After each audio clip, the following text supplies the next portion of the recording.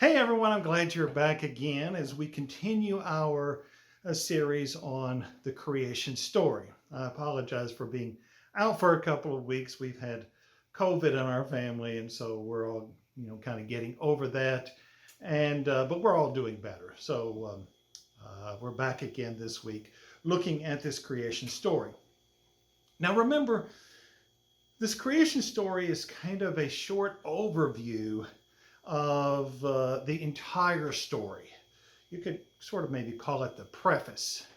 In a preface, the author is introducing himself and explains why the reader should hear what the author has to say. Sometimes it's used to spark curiosity about the contents and speak directly to the sort of the purpose or the importance of the story. I guess another way of saying this is the preface is a short description of the who, what, when, where, how of the story, of the entire story. And this is what God is doing in Genesis chapter 1. The real story doesn't begin until Genesis 2. But here in the first chapter, God has given the reader sort of a synopsis of what all he's going to be talking about in the entire book of what we call the Hebrew text or the Old Testament, as well as the New Testament. So we've already looked at the first verse, 4 verses in Genesis chapter 1. And in that section, we saw God talking about his overall role in this big giant story that he's going to be telling. He introduces himself as the main character. We see that his existence is something we must take on faith and how important that is going to be in this overall narrative, this overall story. We also are introduced to what our natural state of humanity is going to be. He alerts us to the fact that we are going to be we are going to have as a natural state darkness, representing this chaos, barren wasteland of life, evil. That's going to become our natural state. But during that darkness, the Holy Spirit will be working through that darkness to prepare every person for the chance of having light, which would be Jesus. And then he also alerts us to the fact that he is the one that will be separating light from darkness, and that he is the only one that is able and qualified to determine the difference between light and darkness, between evil and chaos, or between good and evil. In fact, that's what's going to get humanity into trouble in Genesis chapter 3, when we decide we want to determine good from evil, right from wrong, and God is the only one that is qualified to make those decisions. And throughout all of this, the writers of the New Testament, they're going to be pulling from these ideas as they teach this idea of salvation. Now, in this second section, we're going to be looking at us.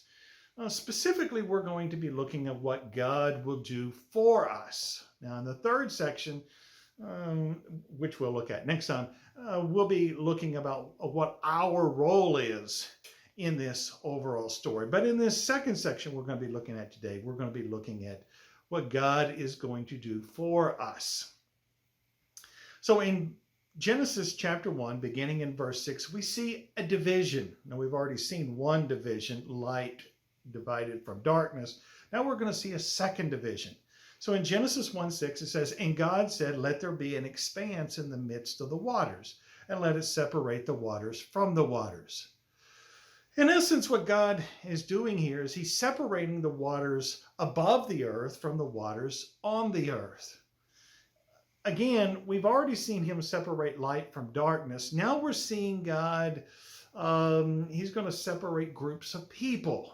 Some water is going to be heavenly, and other water is going to be earthly. Now, how do we get this idea? Well, we're going to have to go back to Revelation. Now, we've already talked about this. Genesis begins the story. Revelation ends the story. Those are sort of the bookends to the overall story. And so the symbolism that we see in the two bookends is going to be similar. And if we go to Revelation chapter 17, beginning in verse 15, we can read, "And the angel said to me," talking about John, the angel speaking to John, "and the angel said to me, the waters that you saw where the prostitute is seated are peoples and multitudes and nations and languages." See, God is going to use this concept of waters to represent people groups. Yeah, he will separate individuals who are in the light from individuals who are in the darkness. But God is also going to have his people separated from people out in the world. And we're talking about his people collectively. These heavenly people will be separated from the earthly, mundane people or nations that are not following him. And this has always been the case. God told us here in Genesis chapter 1 that he will have his people separated. We can see that God chose a people in the Hebrew scriptures of the Old Testament and figuratively elevated them out of the earthly waters, out of the earthly people, and elevated them into a heavenly status. This was a privileged position in which they could be. They were given the privilege of knowing him. They were given the privilege of having his law. They were given the privilege of being called to work with him to restore the nations back to himself. And these were the Jews. They were the physical descendants of Abraham. After Jesus completes his work on earth, it's recorded in the Gospels, God will still have his people, his waters separated from the waters of the world. But this time it's going to be the spiritual descendants of Abraham. And Paul will talk about this in Galatians chapter 3. But throughout time, God has always had his waters separated from the waters of the earth, even when it didn't always seem like he had his people. I mean, we can see a time where it appeared, at least to Elijah, that God had lost his waters. God had lost all of his people. But Yahweh tells Elijah in 1 Kings chapter 19, verse 18, "Yet I will leave 7,000 in Israel, all the knees that have not bowed to Baal, and every mouth that has not kissed him." In other words, Elijah was complaining that he was the only one left. God had lost all of his followers, and God said, that is not the case. I have my followers still in place. God will always have his heavenly waters, his heavenly people, with whom and through whom he will work to accomplish his plans. And God is telling us in advance, this is going to be the case. There will always be his people separated from the world, and these people will be separated or called out from the world. They are the called out ones. In the Greek, the called out ones comes from the Greek word ekklesia, which is also the word that we get for church. Today, the church is the ekklesia. We are the called out ones. We are the heavenly waters separated from the earthly waters, called out to serve God in his plan of redemption. And God is giving us a hint that this is going to be the case. He will always have his separated, called out ones that he separates from the people in the world. Then beginning in verse 9, we see another separation. Genesis 1:9, it says, "And God said, let the waters under the heavens be gathered together in one place, and let the dry land appear. And it was so. God called the dry land earth." And that's going to be important. We're going to be looking at that phrase again in a little bit. God called the dry land earth, and the waters that were gathered together he called seas. Well, we have already looked and seen what the seas are. They are the things that represent evil and chaos and the barrenness of our lives, separate and apart from separate and apart from a covenant relationship with God. But God is telling humanity that they will not be made for that. You see, even before humanity is made, which is formed, which we will not see until the end of the chapter, God has created land. God has created this dry land to separate from the waters. And humanity is going to be put on the dry land.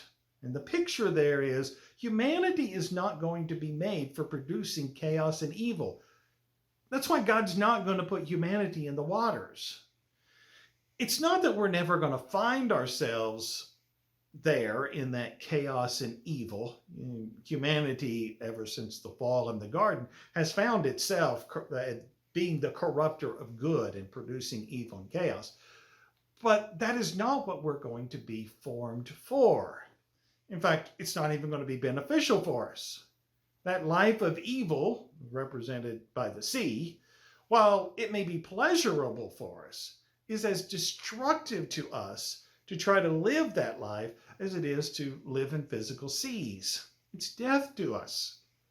However, God says that he's going to make a place that is set apart from that life. That is how we are supposed to live.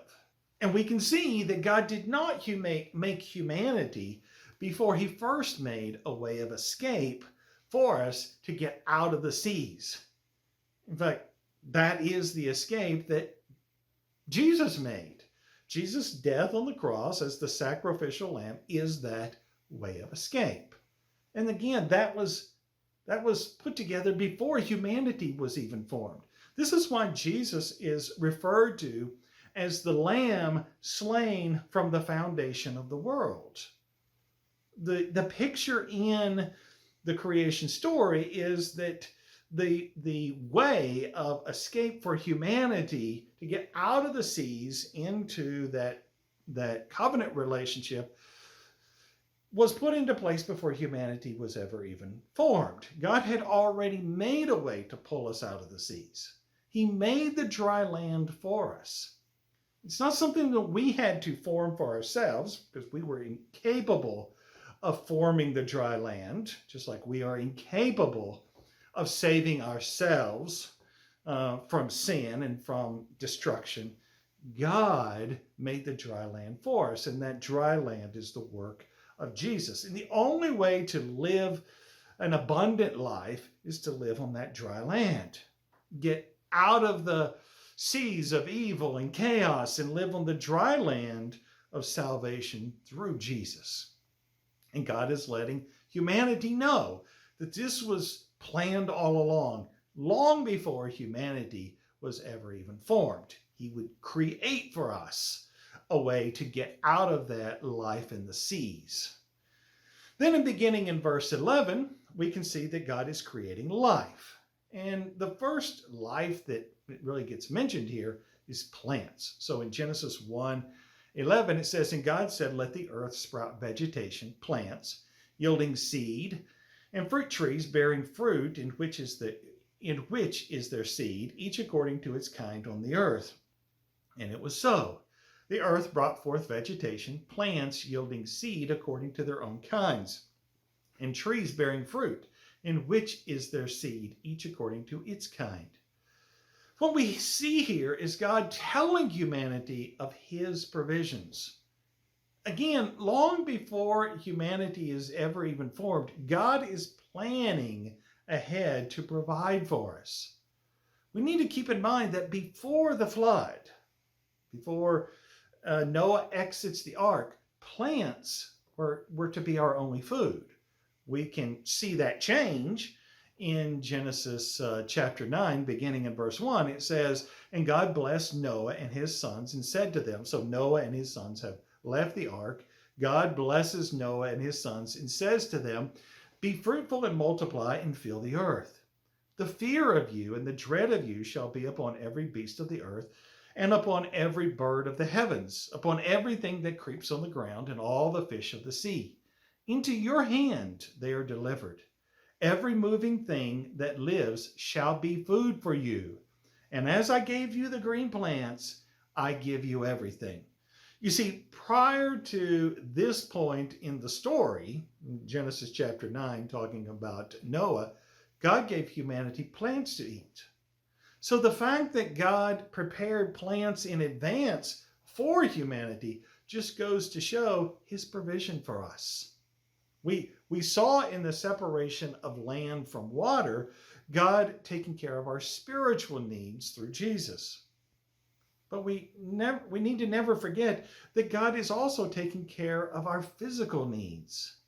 He tells us this, that he is going to take care of our spiritual needs, yes, but also our physical needs. We can see example after example of this in the Hebrew scriptures where God provides for the physical needs of his people. Jesus will also talk about this in Matthew chapter 6, where he talks about not being anxious about life. And then just as God provides for the birds and the flowers in the field, he will provide for us as well. He finishes up that discussion in Matthew chapter 6, verse 33. But seek ye first the kingdom of God and his righteousness, and all these other things, these physical things, they will be added to you. God will provide for our physical needs. And he's telling us this in advance in Genesis chapter 1. But we do need to keep in mind where the plants were placed. It says, and God said, let the earth sprout vegetation plants. See, plants were on the dry ground. Now you may say, well, it says the earth, and that could be the whole planet. And while that is true from a physical standpoint, remember, this creation story is much more than just a physical description of creation. This is a spiritual picture of what God is trying to tell us throughout this entire story. And remember, in Genesis chapter 1, verse 10, it says, God called the dry land earth. So when it says, and God said, let the earth sprout vegetation, plants, the idea is that's where the plants would be. The plants would be on the dry land. So while we know that plants and other green leafy things are found in the oceans, that's not what God is trying to say. He's not telling us where he physically created plants. He's telling us spiritually where he put the plants. He's telling us spiritually where the blessed life is found. You want to have the blessed life? You want to have that abundant life that Jesus talks about? Well, you have to live outside the seas, outside the life of chaos, evil, and sin. You have to live on the dry land, which we've already seen is representing Jesus and his salvation that he provides. And when we live on this dry land, in this covenant relationship with God, we are promised to have our needs met. We are promised to have the blessed life. Now, you may also say that, well, it seems like the people living out in the world, they have their needs met also. And the scripture does say that it rains on the just and the unjust alike. But only the just, not the unjust. Only the just have the promise of the blessed life that God offers. Yeah, God gives blessings in some way to everyone. I mean, he's a wonderful God, even providing blessings to those that totally reject him. But the true blessed life is only found on the dry land, only found in that covenant relationship through Jesus. So this is what this second section is all about. It's about what God will do for us. He will separate us or his followers from those that are not followers. He will consecrate us and set us apart. And God tells the reader that he will always have his people who are separated from the world. We saw how God was going to do that. He would provide a way for us to leave the chaos of the barren waste of our sinful life, which is represented by the seas, and get up onto dry land, which is the representation of redemption. And he is the one that would provide the dry land. the redemption. It's not anything that we could form in this picture that we have in Genesis chapter 1. Humanity hadn't even been formed yet. God provided for the redemption. And without this dry land, there would be no way to get out of the chaos. And again, remember, this was accomplished before humanity was even formed. God had his plan of redemption worked out long before humanity came into the picture. And that redemption would come through Jesus. And finally, we need to see that God will also see to our physical needs.